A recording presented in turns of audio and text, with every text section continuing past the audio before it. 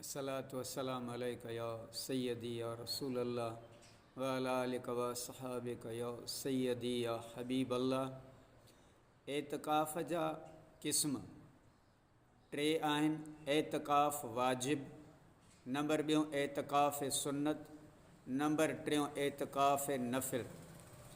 एतिकाफ़ वाजिब, एतिकाफ़ जी नज़र यानी बास बासे यानी ज़बान सां चयो त मां अल्लाह जे लाइ फ़िलाणे ॾींहुं या हेतिरनि ॾींहंनि जो एतिकाफ़ कंदुसि, त हाणे जेतिरनि बि ॾींहंनि जो चयो आहे ओतिरनि ॾींहंनि जो एतिकाफ़ वाजिब थी वियो। हीअ ॻाल्हि ख़ासि करे यादि रखो त जॾहिं कंहिं बि क़िस्म जी बास बासी वञे उन में ई शर्त आहे त बास जा अल्फाज़ ज़बान सां अदा कया वञनि। सिर्फ़ु दिलि में बास जो इरादो या नियत करे छॾणु बास सही न हूंदी।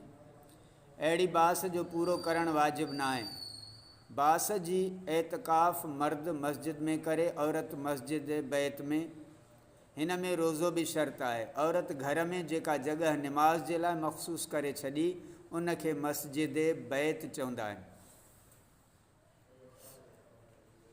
एतिकाफ़ सुन्नत, रमज़ान मुबारक जे आख़िरी ॾहाके जो एतिकाफ़ सुन्नत मौक़दा अलल किफ़ाया आहे, यानी पूरे शहर मां कंहिं हिकु करे छॾियो त सभिनी जे तरफ़ां अदा थी वियो, ऐं जेकॾहिं कंहिं हिकु बि न कयो त सभई मुजरिम गुनाहगार थिया।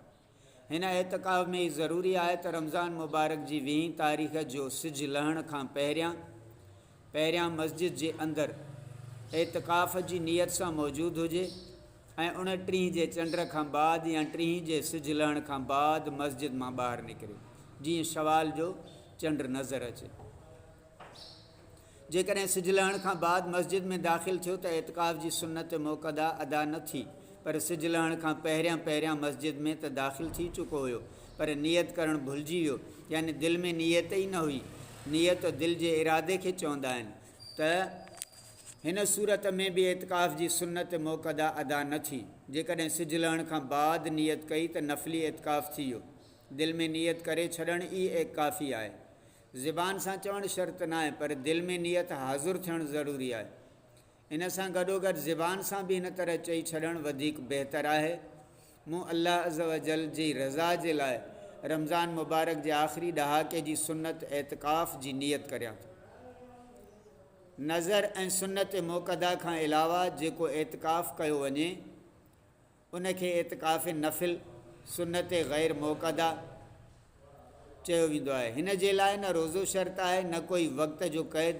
जॾहिं बि मस्जिद में दाख़िल थियो एतिकाफ़ जी नियत करे छॾियो।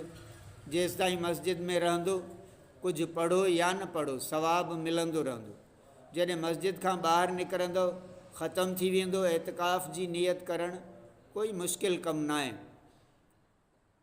नियत दिलि जे इरादे खे चवंदा आहिनि। जेकॾहिं दिलि में ई अव्हां इरादो करे छॾियो त मां सुन्नत एतिकाफ़ जी नियत करियां थो, इहा ई काफ़ी आहे। ऐं जेकॾहिं दिलि में नियत हाज़ुर आहे ऐं ज़बान सां बि इहे अल्फाज़ अदा करे छॾियो त वधीक बहितरु आहे। पंहिंजी ॿोलीअ में नियत ॿधो बि ठीकु आहे, न त अरबी ॿोलीअ में नवैत सुन्नतल एतिकाफ़ ईअं बि चई छॾियो त बि सही आहे।